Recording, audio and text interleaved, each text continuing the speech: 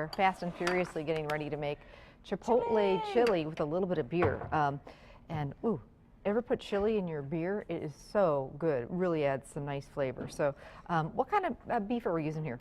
Well, I just bought stew meat. Okay. Right from the store. Already done for you. Doesn't get any easier than that. Already done for me. Yeah. And I know my meat guys really well, so I said I just need 2.5 pounds of stew meat. But what they do is they just chunk up a pot roast. And they trimmed it really nicely too. They did. And they know too that you're going to be using it and braising it and browning it, so they make nice uniform chunks. So if you have a pot roast at home, you know, arm roast, shoulder roast, even a rump roast, which is lean, it's fine in chili because you're going to be cooking this for a long time. And it breaks it down. It breaks it down, right. But just try and make uniform pieces and trim it nicely. Yep. Because you don't want to be eating your chili and bite into some. Or they'll do it for you, even easier. Or they'll do it for you, Okay, so what are we doing with the beef here? So we're going to just, we're going to saute that up. A little olive oil. A little olive oil. Okay, all right. So we're going to take that extra step and we're going to sear it. Okay, so we, again, got a big old skillet or a big old stock pot. I've preheated this. I'm going to throw some olive oil in here.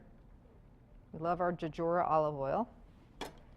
And then I know that's not quite hot yet, so I just want to give it just a second before we throw this in. Let's talk about some of the other ingredients while we're doing this. Well, of course we have beer. And again, I have a Liney's honey. Okay. So, but you know, any beer would do, but I really like the Liney's honey and chili. Because I'm not a super hot, spicy kind of lover. I like it more sweet. And this smoky chipotle chili has the chipotle peppers in the adobo sauce. So we're getting that heat. Yeah. So I think that the Liney's honey works really well in here because then it sweetens it up. And some of my favorite chili recipes actually have a little bit of honey in them or brown sugar. So we're just using the beer instead. The sweet and the spicy. So this is kind of my test to see if the skillet's hot enough, and we're getting there. We're not quite there. Give a little bit of sizzle. Yep. This is perfect. And you notice how sometimes I do this in batches so that you're going to get some color on the beef, correct? Our recipe's called to do it in batches. Okay. And this recipe starts with 2.5 pounds of stew meat. That's a lot. It's a very hearty, thick chili. So definitely, if you're just going to use a smaller stock pot, you don't want to brown 2.5 pounds of stew meat in that. If you get them too close together, you're steaming it. You're not browning it. So you want to get leave a lot of space so that air can circulate around it and can get really hot in the oil. So this is the idea, and it makes all the difference in the world. And if you notice that your meat is just not doing this and it's just kind of gray, it's best to take it out of the pan, wipe down the pan, and start all over again.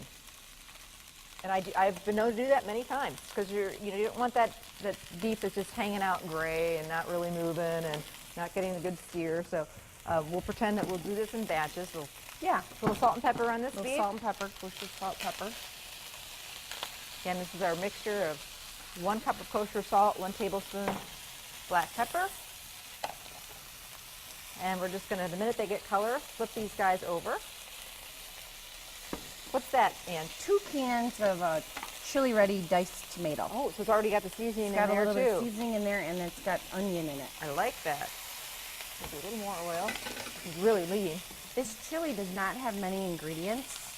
I like that too. Which is good, but it's so flavorful. It's just everything that goes in has got a really nice, strong flavor. Now we're talking. So see, we're getting some brown color on that beef. Yeah, that looks good. But this is one of those, it's a great, like, you know, if the game's at noon, start this in the morning, or if you're having, you know, people over. How many hours is it going to take to cook? We're going to simmer, after we add our wet ingredients, simmer it 1.5 hours. Okay. So after breakfast, start it so it's ready for a noon game. Yep. Your house will be smelling really good. Yeah, we'll simmer it for 1.5 hours, but the total recipe time is probably more closer to 2.5 with the browning. And then after we simmer it, we add the beans in at the end. You don't want to simmer those. And that's a good point too. I usually wait for a while to put my beans in. I would like to, you know, they break down and they kind of almost disappear if you put them in too early. Okay, so at home you'll make sure this is all colored on all sides. Just takes a few minutes, a little bit of patience. But how are we going to start seasoning this up now? We are going to, I'll chop some of these adobo peppers. Okay. Or chipotle peppers. So again, we found these in a can. They usually come in a blue or red can, and it says Chipotle peppers in adobo sauce. And if you have not cooked with these, you need to pick these up and try cooking with them. It's really that great flavor you'll get at the really nice Mexican restaurants. Just a lot of those flavors come in a can, and you can do it at home. And we'll add garlic first Okay. after you get that browned up nice. Okay. And then I pulled out 2 large peppers with the seeds and all. I'm gonna add those in. Oh, that garlic hits the pan. Not sure if there's a better smell than that. And a little bit of the sauce.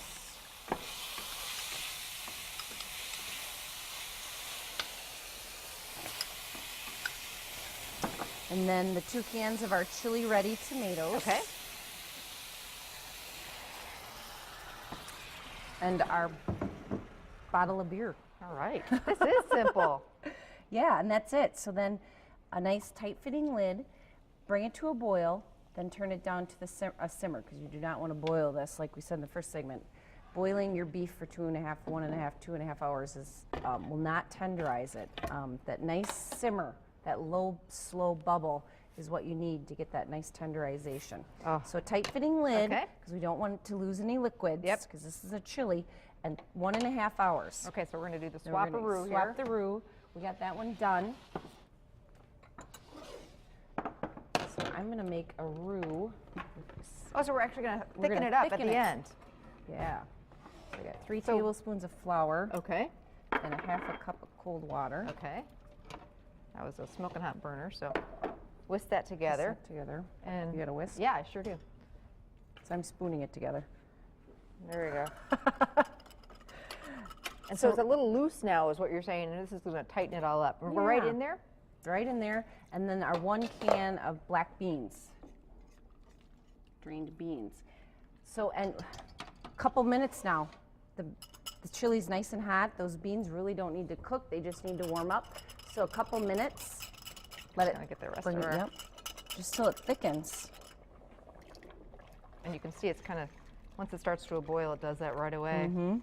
Oh, and that beef is going to be tender as all get out. What do you like to serve this with? I serve it with sour cream and some more fresh cilantro because I'm a cilantro lover. Me too. And Ooh. a dairy sour cream lover. Oh, me too. This looks fantastic. And the sour cream is really good on here to cut through that nice, warm, Ooh. smoky heat. Oh, so. Angie, this looks amazing. You can get the recipe on our website or give them a call. Their number's on the screen. They will be happy to send the recipes out for you for free. Thanks, Ann.